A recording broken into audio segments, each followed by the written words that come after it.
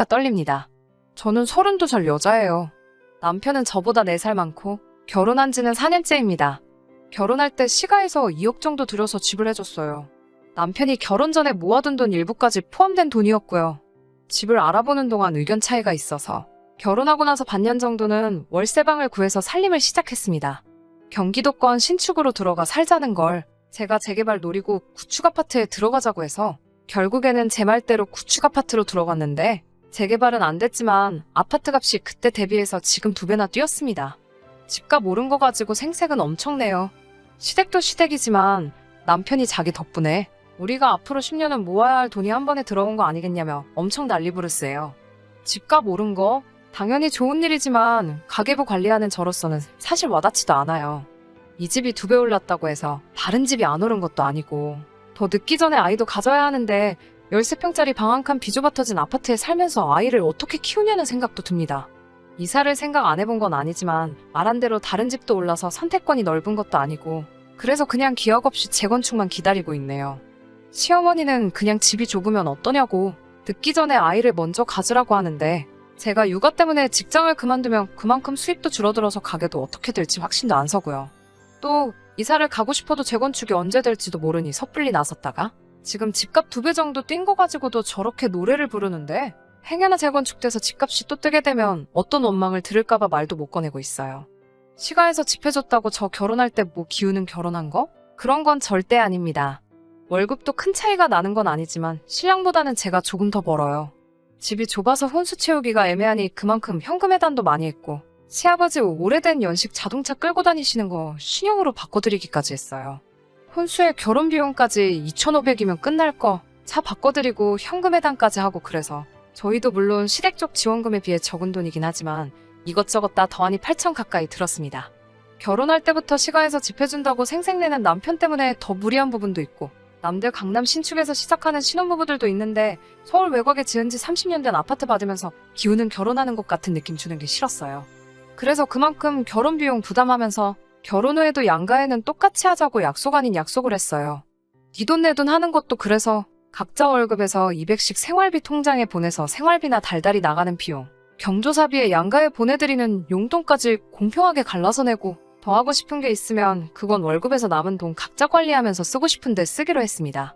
양가에 똑같이 하자는 약속은 당연히 지켜질 거라고 생각은 하지 않았지만 적어도 노력은 할 줄 알았는데 제 우산이었습니다. 전반적으로는 잘 지켜지는 것 같았지만 사소한 것들이 항상 문제였어요. 예를 들자면 제가 시댁에서 일하는 만큼 남편은 처가에서 널브러져서 편하게 있는 것 같은 거요. 그런 사소한 것까지 꺼내자니 제가 너무 졸렬한 사람이 되는 것 같기도 하고 굶두고 대충대충 하기는 하지만 명절날 친정에 가면 설거지라도 하려고 하거나 청소기 돌리는 정도는 도와줬기 때문에 그냥 참았습니다. 저는 결혼하고 처음 몇 달 동안은 시댁에 못해도 일주일에 한 번씩은 안부 전화 드리고 했어요. 그런데 어느 날 친정아버지랑 통화하고 있는데 우리 사위도 잘 지내지? 하고 물어보시더라고요. 저는 남편이 당연히 알아서 안부 전화 정도는 드리고 있는 줄 알았는데 결혼하고 몇 달이 지난 상황인데도 단 한 번도 먼저 연락한 적이 없다고 하시더라고요. 어이가 없었지만 그것도 그냥 넘어갔습니다. 대신에 저도 그날 이후로 시댁에 안부 전화를 한 통도 하지 않았어요. 어느 날 남편이 시어머니 연락을 받았는지 저한테 와서 묻더라고요. 왜 요즘에 우리 집에 안부 전화 안 드리느냐고요. 당당하게 안 한다고 대답했더니 이유도 묻지 않고 저를 가르치려 들었어요. 자식이 결혼했는데 어떻게 지내는지 궁금해하시지 않겠냐고. 자식 된 도리로 전화를 드려야 한다고 하는 거예요. 여태 나 혼자만 시댁에 전화 드린 건 생각도 하지 않고 씨부리는 게 너무 화가 나서 괜히 시비가 걸고 싶어지더라고요. 그래서 신랑에게 왜 자기 집에 내가 전화를 드려야 해? 라고 못 알아들은 척 물어봤어요. 자식 된 도리 어쩌고 하면서 방금 했던 말을 그대로 재방송을 하더라고요. 그래서 대번에 저도 나는 우리 부모님 자식이 아니라서 오빠가 전화 안 드리는 거였어? 라고 되물었어요. 그 말에 신랑이 인상을 있는 대로 치푸리면서 장모님께는 제가 전화드리면 되지 않느냐고 하더라고요. 지가 전화 못하는 건 아직 어색해서 조금 불편해서 그런다고 하면서요. 그래서 저도 시어머니하고 전화하는 거 어색하고 불편하다고 무슨 말 하는지 다 이해한다고 말하고 앞으로는 저는 친정에, 신랑은 시가에 각자 부모님께 알아서 안부 전화드리면 되겠다고 빈정대면서 이야기했어요. 그때 처음으로 남편이 본심을 말했습니다. 어떻게 부부가 똑같이 하냐고. 네가 하는 게 같은 여자끼리고 더 살가우니까 더 좋아하실 거 아니냐고 하더군요. 그걸로 한참을 네가 하네 내가 하네 싸우다가 신랑도 고집부리고 결국 결론이 안 날 것 같아서 그냥 앞으로 전화는 각자 부모님께 알아서 하는 걸로 이걸로 다시 이야기하지 않기로 확실하게 못 받고 마무리 지었습니다. 그렇다고 진짜로 아예 안 한 건 아니에요. 처음처럼 매주 연락드리는 건 아니지만 가끔씩 안부도 묻고 하고 있어요.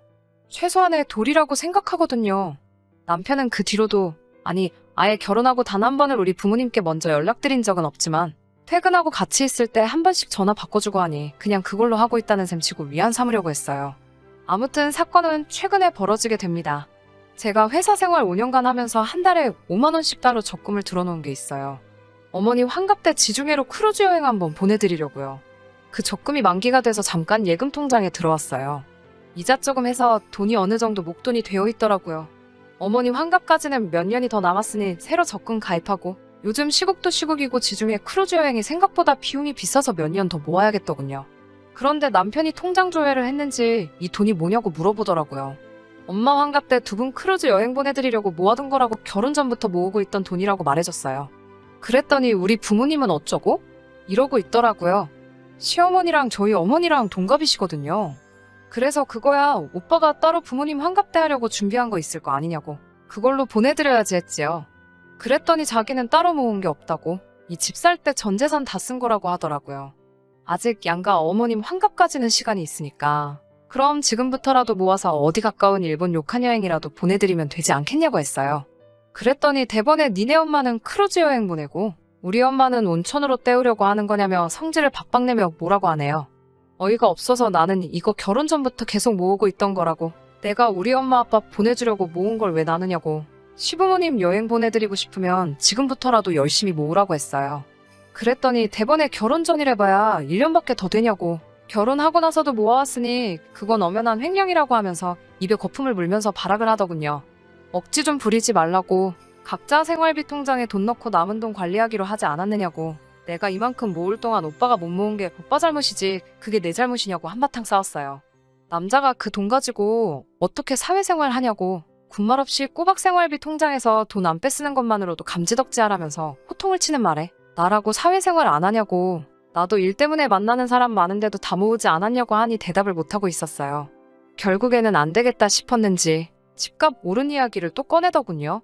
제가 그만큼 돈을 모을 수 있는 게 다 누구 덕분이냐면서 집 해준 시부모님 덕분 아니겠냐면서 남들 뼈 빠지게 대출이자 갚을 때 편하게 살고 있는 게 누구 덕분인지 생각해보라고. 그깟 몇백만 원이 아까워서 그걸 가지고 치사하게 구냐고 정색에 정색을 하면서 덤벼들더라고요.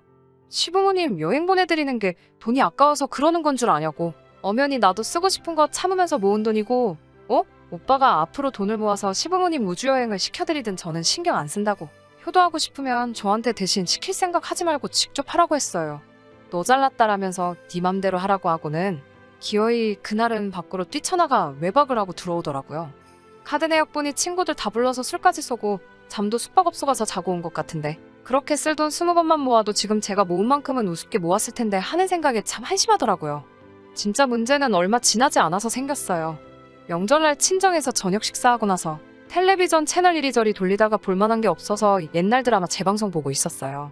드라마에서 부모가 모아둔 게 없어서 딸한테 신세를 지는 장면이 나왔는데 그것 때문에 딸이 남편에게 눈치를 보고 있는 장면이 나왔어요. 친정 부모님이 그 장면 보고 무슨 자식이 노후 대책도 아니고 자식한테 너무 피해를 준다면서 혀를 차셨어요.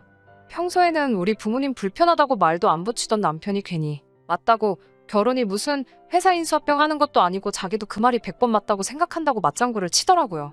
그러고 돌아오는 차 안에서 진지한 표정으로 저한테 물어보더라고요. 혹시 장인장모님 노후 대책은 다 되어 있으시냐고요. 다 되어 있는 건 맞았는데 왠지 기분이 쎄해서 알려주기가 싫었어요. 그래서 워낙에 그런 거 잘 말씀을 안 해주셔서 잘 모르겠다고 대답했는데 남편 표정이 아주 가관이었습니다. 그러고 나서 하는 말이 노후 대책이 안 되어 있으면 큰일인데 이러면서 걱정하더라고요.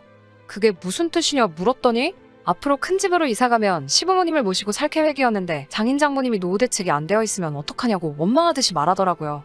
시부모님을 모시고 산다니 그건 결혼 전에도 하지 않은 이야기고 양가 똑같이 하기로 하지 않았느냐고 따졌어요.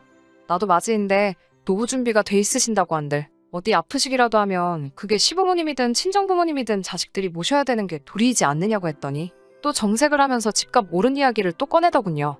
우리 부모님이 집 해주지 않았냐고. 친정에서는 해준 게 없지 않냐면서 당연히 집값을 내준 만큼 노후 준비를 못하신 게 맞으니 시부모는 우리가 모시고 사는 게 맞다는 논리를 펼치더라고요. 친정에서 비교적 적게 한 건 맞지만 친정 부모님 노후 준비는 이미 제가 시집 가기 전에 다 끝난 상태였어요. 남편은 말도 안 되는 소리 하지 말라며 그게 결혼 전부터 준비된 건지 아닌지 자기가 어떻게 믿냐고 남편하고 집에 오는 차 안에서 시부모님을 모시네 마네가지고 한바탕 하다가 결국 남편이 그럴 거면 갈라서 자면서 이혼 이야기를 먼저 꺼내더라고요. 단기간 결혼을 한 경우에 재산 분할이 각자 해온 것을 회수하는 식으로 진행되는 걸 알고나 있냐고 이혼당하기 싫으면 자기한테 잘하라는 듯이 이야기를 하더군요. 혼수면 시아버지 바꿔드린 차를 가져온다고 해도 감가상각이 적용되기 때문에 제가 손해볼 거라는 걸 알고 이혼하자는 말에 겁먹을까봐 꺼낸 말 같았어요. 그런데 매번 이런 식으로 대화가 오고 갈 때마다 집값 오른 걸 가지고 생색내는 것도 짜증나고 더 이상 견디기 힘들어서 저도 같이 이참에 아예 갈라서 자고 했습니다. 나중에 후회하지 말라고 호통을 치는 모습을 보니 아주 역겹더라고요. 얼마 뒤에 이혼 전문 변호사를 찾아갔는데 제 경우에는 남편이 알고 있던 사실하고는 조금 다르더라고요.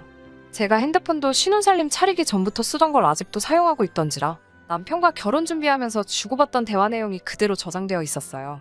그때 경기도권 신축 가자고 우기던 남편과 재건축 예정인 구축을 구하자고 저와 의견 다툼을 하던 대화 내용도 그대로 저장되어 있어서 변호사님이 그걸 보더니 혼인 중에 부부가 협력하여 이룩한 재산이 있는 경우에는 재산 분할을 청구할 수 있다는 말을 해주더라고요. 그때부터 남편 얼굴이 사색이 돼가지고 이혼은 그냥 해본 소리라고 자기가 잘못 생각했다며 다시 잘 해보자는데 이미 오만정이 다 떨어져서 남편이 원하는 대로 이혼해주려고요. 그때 그 울상이 된 표정만 생각해도 속이 아주 꼬셔 죽겠어요. 그런데 그걸로는 만족이 안 되네요. 이혼 서류 어디다가 숨겨놨냐고 도장 여기다가 두고 갈 테니까 나 퇴근하기 전까지 찍어놓으라고 했는데 이젠 제 도장까지 숨겨버렸어요. 하지만 결국 남편과는 이혼할 계획입니다. 그동안 가지를 않아서 휴가도 쌓인 게 많으니 친정부모님하고 그 돈으로 세계 일주나 다녀와야겠어요. 제 사연은 여기까지 하고 이만 마치도록 하겠습니다.